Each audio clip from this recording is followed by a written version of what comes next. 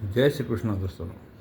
आज आपण 26, 27 आणि 28 हा श्लोक पाहत आहोत. श्लोक 26.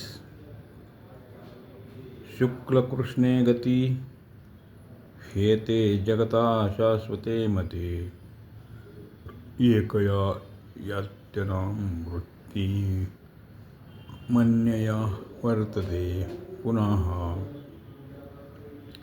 ही कारण शुक्ल आणि कृष्ण येथे या दोन्ही गती शाश्वत अनादिकालापासून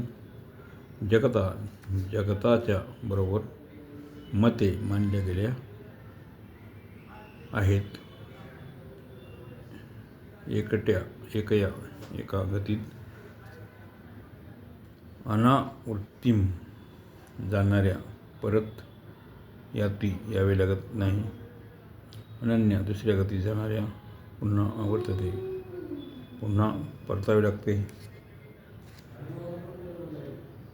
कारण शुक्ल आणि कृष्ण या दोन्ही गती अनादिकालापासून जगताच्या प्राणीमात्राच्या बरोबर मानल्या गेल्या आहेत. यापैकी एका गतीत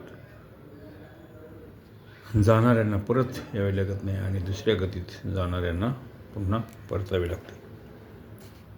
श्लोक 27. नैते श्रुती पार्थ जानन् योगी मुह्यति कच्चन तस्मात् सर्वेषु कालेषु योगयुक्तो भवार्जुन. पार्थ, येथे या दोन्ही श्रुती मार्गांना जाणणारा कच्चन कोणताही योगी न मुह्यती मोहित होत नाही. तस्मात म्हणून अर्जुन, हे अर्जुन, सर्वेषु हे सर्व कालेषु समयी योगयुक्त भव हो. हे प्रथानंदन, या दोन्ही मार्गांना जाणणारा कोणताही योगी मोहित होत नाही. म्हणून हे अर्जुन, तू सर्व समय योगयुक्त समतेत स्थित हो. श्लोक 28.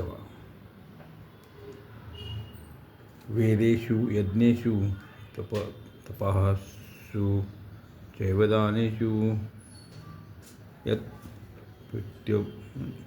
पुण्यफलं प्रदिष्टम् अत्येति तत्सर्वमिदं विदित्वा योगी परं स्थानमुपैति चाद्यम्.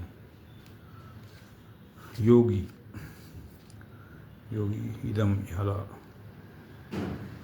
विदित्वा जाणून वेदेषु वेदाचे, यज्ञेषु यज्ञाचे, तपसु तपाचे, च एव आणि दानेषु दानाचे, यत जे पुण्यफल प्रदिष्टम सांगितले गेले आहे.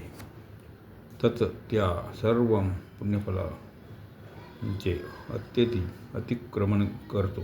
च आणि आद्यम स्थानम आदिस्थान परमात्म्याला उपैती प्राप्त होतो.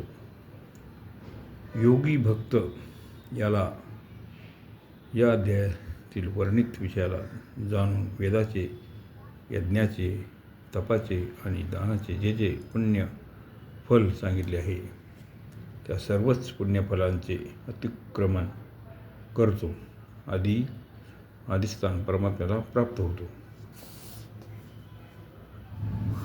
ओम तत्सदी. श्री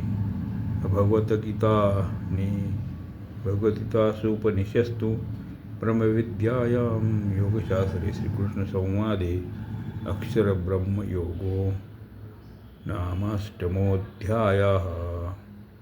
अशा प्रकारे ओम तत्सत या भगवनामाच्या उच्चारपूर्वक ब्रह्मविद्या आणि योगशास्त्रमय श्री मद भगवद्गीतोपनिषद रूपी श्रीकृष्ण संवादातील अक्षर ब्रह्मयोग नावाचा 8वा अध्याय पूर्ण झाला.